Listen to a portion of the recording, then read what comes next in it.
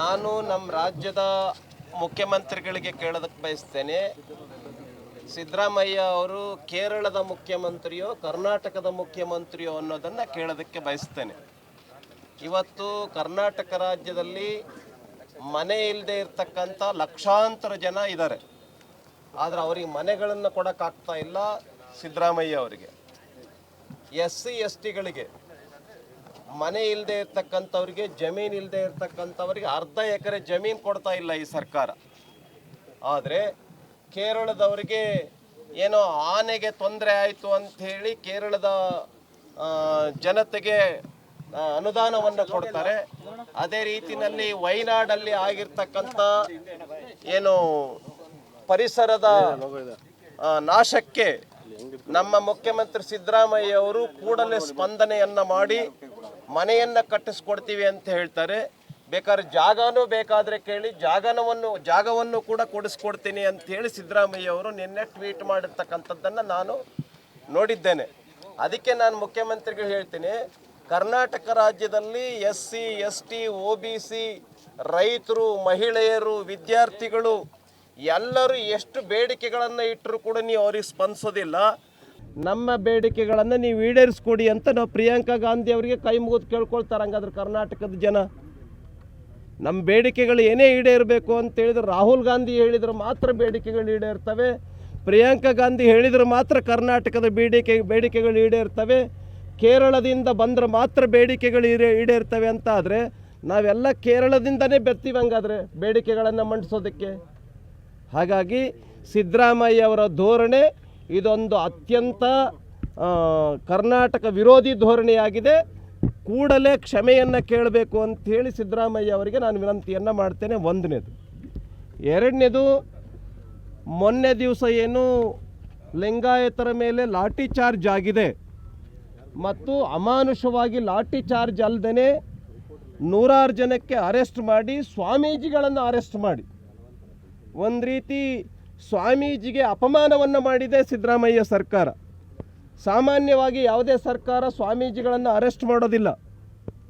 ಅವ್ರ ಹತ್ರನೇ ಹೋಗ್ಬಿಟ್ಟು ಮುಖ್ಯಮಂತ್ರಿ ಇರಲಿ, ಗೃಹ ಮಂತ್ರಿಗಳಿರಲಿ ಏನು ಅಂತ ಮಾತಾಡಿ ಸಮಸ್ಯೆಯನ್ನು ಬಗೆಹರಿಸ್ತಕ್ಕಂಥ ಪ್ರಯತ್ನವನ್ನು ಸರ್ಕಾರ ಮಾಡಬೇಕಾಗಿತ್ತು. ಆದರೆ ಸ್ವಾಮೀಜಿಯನ್ನು ಬಿಟ್ಟು ಉಳಿದಿರ್ತಕ್ಕಂಥವ್ರು ಎಲ್ಲರ ಮೇಲೆ ಲಾಠಿ ಚಾರ್ಜ್ ಮಾಡಿರ್ತಕ್ಕಂಥದ್ದು, ದರ್ಪ ದೌರ್ಜನ್ಯವನ್ನು ಮಾಡಿರ್ತಕ್ಕಂಥದ್ದು ಇದು ಸರ್ವಾಧಿಕಾರಿ ಧೋರಣೆಯನ್ನು ತೋರಿಸ್ತಾ ಇದೆ. ಒಂದು ಕಡೆ ಅಲ್ಪಸಂಖ್ಯಾತರು ವಿಧಾನಸೌಧದ ಒಳಗಡೆ ಬಂದು ಪಾಕಿಸ್ತಾನ್ ಜಿಂದಾಬಾದ್, ಪಾಕಿಸ್ತಾನಕ್ಕೆ ಜಯವಾಗಲಿ ಅಂದರೆ ಅವ್ರ ಮೇಲೆ ಲಾಠಿ ಚಾರ್ಜ್ ಆಗಲ್ಲ, ಅವ್ರ ಮೇಲೆ ಕೇಸ್ ಹಾಕಲ್ಲ. PFI SDPI ಇಂಥ ದೇಶದ್ರೋಹಿ ಸಂಘಟನೆಗಳ ಮೇಲಿದ್ದಂಥ ಕೇಸ್ಗಳನ್ನು ತೆಗೆದಾಕ್ತೀರಿ.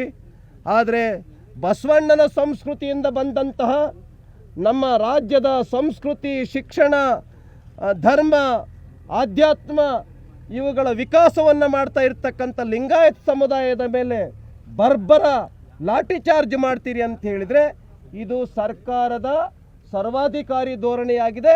ಇದನ್ನು ಭಾರತೀಯ ಜನತಾ ಪಾರ್ಟಿ ಖಂಡಿಸುತ್ತೆ. ಕೂಡಲೇ ಇವತ್ತು ಎರಡೂ ಸದನದಲ್ಲಿ ಮುಖ್ಯಮಂತ್ರಿಗಳು ಕ್ಷಮೆಯನ್ನು ಯಾಚಿಸಬೇಕು ಅಂತೇಳಿ ಆಗ್ರಹಪಡಿಸ್ತೇವೆ.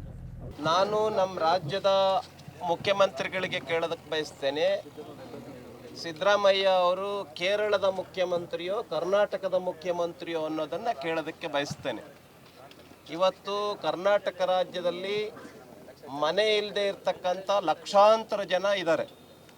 ಆದರೆ ಅವರಿಗೆ ಮನೆಗಳನ್ನು ಕೊಡೋಕ್ಕಾಗ್ತಾ ಇಲ್ಲ ಸಿದ್ದರಾಮಯ್ಯ ಅವರಿಗೆ. SC STಗಳಿಗೆ ಮನೆ ಇಲ್ಲದೆ ಇರ್ತಕ್ಕಂಥವ್ರಿಗೆ, ಜಮೀನು ಇಲ್ಲದೆ ಇರ್ತಕ್ಕಂಥವ್ರಿಗೆ ಅರ್ಧ ಎಕರೆ ಜಮೀನು ಕೊಡ್ತಾ ಇಲ್ಲ ಈ ಸರ್ಕಾರ. ಆದರೆ ಕೇರಳದವರಿಗೆ ಏನೋ ಆನೆಗೆ ತೊಂದರೆ ಆಯಿತು ಅಂಥೇಳಿ ಕೇರಳದ ಜನತೆಗೆ ಅನುದಾನವನ್ನು ಕೊಡ್ತಾರೆ. ಅದೇ ರೀತಿಯಲ್ಲಿ ವಯನಾಡಲ್ಲಿ ಆಗಿರ್ತಕ್ಕಂಥ ಏನು ಪರಿಸರದ ನಾಶಕ್ಕೆ ನಮ್ಮ ಮುಖ್ಯಮಂತ್ರಿ ಸಿದ್ದರಾಮಯ್ಯ ಅವರು ಕೂಡಲೇ ಸ್ಪಂದನೆಯನ್ನು ಮಾಡಿ ಮನೆಯನ್ನು ಕಟ್ಟಿಸ್ಕೊಡ್ತೀವಿ ಅಂತ ಹೇಳ್ತಾರೆ. ಬೇಕಾದ್ರೆ ಜಾಗನೂ ಬೇಕಾದರೆ ಕೇಳಿ ಜಾಗವನ್ನು ಕೂಡ ಕೊಡಿಸ್ಕೊಡ್ತೀನಿ ಅಂತ ಹೇಳಿ ಸಿದ್ದರಾಮಯ್ಯ ಅವರು ನಿನ್ನೆ ಟ್ವೀಟ್ ಮಾಡಿರ್ತಕ್ಕಂಥದ್ದನ್ನು ನಾನು ನೋಡಿದ್ದೇನೆ. ಅದಕ್ಕೆ ನಾನು ಮುಖ್ಯಮಂತ್ರಿಗಳು ಹೇಳ್ತೀನಿ, ಕರ್ನಾಟಕ ರಾಜ್ಯದಲ್ಲಿ SC ST OBC ರೈತರು, ಮಹಿಳೆಯರು, ವಿದ್ಯಾರ್ಥಿಗಳು ಎಲ್ಲರೂ ಎಷ್ಟು ಬೇಡಿಕೆಗಳನ್ನು ಇಟ್ಟರೂ ಕೂಡ ನೀವು ಅವ್ರಿಗೆ ಸ್ಪಂದಿಸೋದಿಲ್ಲ. ನಮ್ಮ ಬೇಡಿಕೆಗಳನ್ನು ನೀವು ಈಡೇರಿಸ್ಕೊಡಿ ಅಂತ ನಾವು ಪ್ರಿಯಾಂಕಾ ಗಾಂಧಿ ಅವರಿಗೆ ಕೈ ಮುಗಿದು ಕೇಳ್ಕೊಳ್ತಾರೆ. ಹಂಗಾದ್ರೆ ಕರ್ನಾಟಕದ ಜನ ನಮ್ಮ ಬೇಡಿಕೆಗಳು ಏನೇ ಈಡೇರಬೇಕು ಅಂತ ಹೇಳಿದ್ರೆ ರಾಹುಲ್ ಗಾಂಧಿ ಹೇಳಿದ್ರೆ ಮಾತ್ರ ಬೇಡಿಕೆಗಳು ಈಡೇರ್ತವೆ, ಪ್ರಿಯಾಂಕಾ ಗಾಂಧಿ ಹೇಳಿದ್ರೆ ಮಾತ್ರ ಕರ್ನಾಟಕದ ಬೇಡಿಕೆಗಳು ಈಡೇರ್ತವೆ, ಕೇರಳದಿಂದ ಬಂದರೆ ಮಾತ್ರ ಬೇಡಿಕೆಗಳು ಈಡೇರ್ತವೆ ಅಂತ ಆದರೆ ನಾವೆಲ್ಲ ಕೇರಳದಿಂದನೇ ಬರ್ತೀವಿ ಹಂಗಾದರೆ ಬೇಡಿಕೆಗಳನ್ನು ಮಂಡಿಸೋದಕ್ಕೆ. ಹಾಗಾಗಿ ಸಿದ್ದರಾಮಯ್ಯ ಅವರ ಧೋರಣೆ ಇದೊಂದು ಅತ್ಯಂತ ಕರ್ನಾಟಕ ವಿರೋಧಿ ಧೋರಣೆಯಾಗಿದೆ. ಕೂಡಲೇ ಕ್ಷಮೆಯನ್ನು ಕೇಳಬೇಕು ಅಂಥೇಳಿ ಸಿದ್ದರಾಮಯ್ಯ ಅವರಿಗೆ ನಾನು ವಿನಂತಿಯನ್ನು ಮಾಡ್ತೇನೆ. ಒಂದನೇದು. ಎರಡನೇದು, ಮೊನ್ನೆ ದಿವಸ ಏನು ಲಿಂಗಾಯತರ ಮೇಲೆ ಲಾಠಿ ಚಾರ್ಜ್ ಆಗಿದೆ ಮತ್ತು ಅಮಾನುಷವಾಗಿ ಲಾಠಿ ಚಾರ್ಜ್ ಅಲ್ಲದೇ 100 ಜನಕ್ಕೆ ಅರೆಸ್ಟ್ ಮಾಡಿ ಸ್ವಾಮೀಜಿಗಳನ್ನು ಅರೆಸ್ಟ್ ಮಾಡಿ ಒಂದು ರೀತಿ ಸ್ವಾಮೀಜಿಗೆ ಅಪಮಾನವನ್ನು ಮಾಡಿದೆ ಸಿದ್ದರಾಮಯ್ಯ ಸರ್ಕಾರ. ಸಾಮಾನ್ಯವಾಗಿ ಯಾವುದೇ ಸರ್ಕಾರ ಸ್ವಾಮೀಜಿಗಳನ್ನು ಅರೆಸ್ಟ್ ಮಾಡೋದಿಲ್ಲ.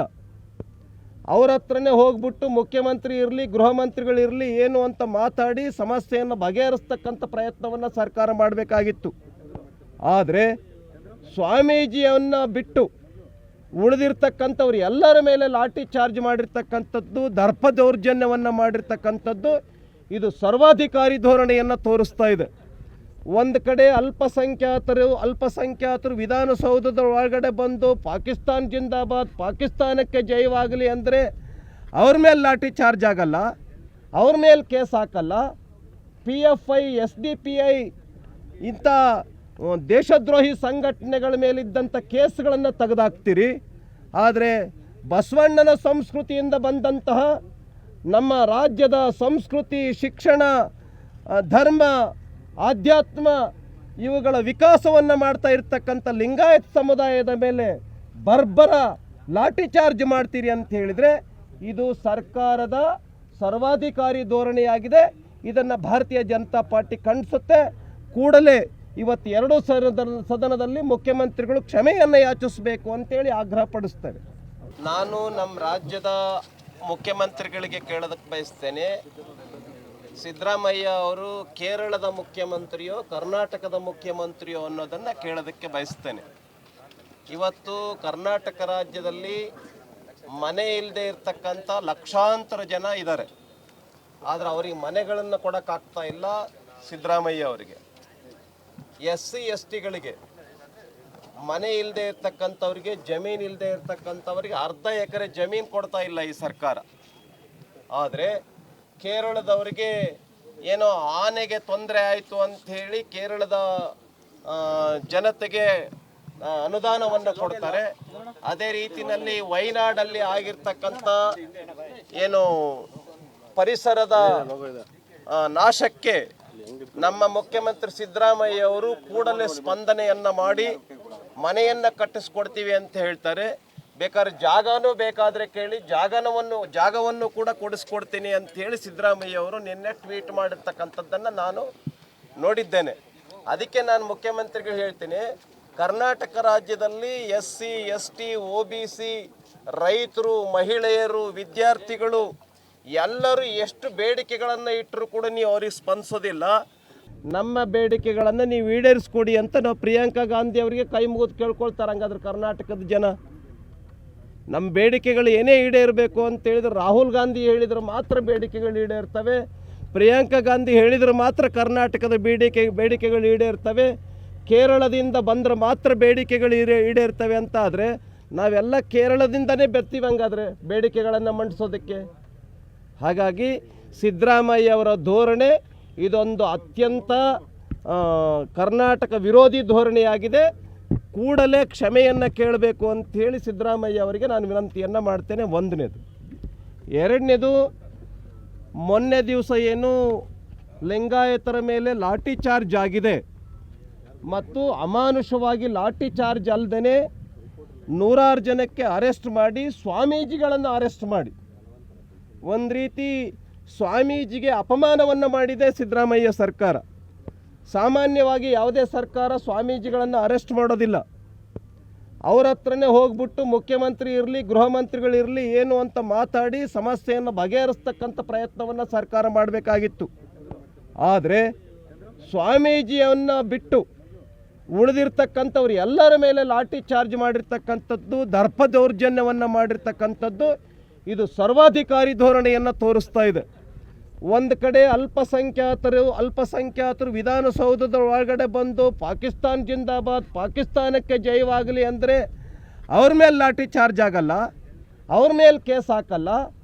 PFI, SDPI ಇಂಥ ದೇಶದ್ರೋಹಿ ಸಂಘಟನೆಗಳ ಮೇಲಿದ್ದಂಥ ಕೇಸ್ಗಳನ್ನು ತೆಗೆದಾಕ್ತೀರಿ.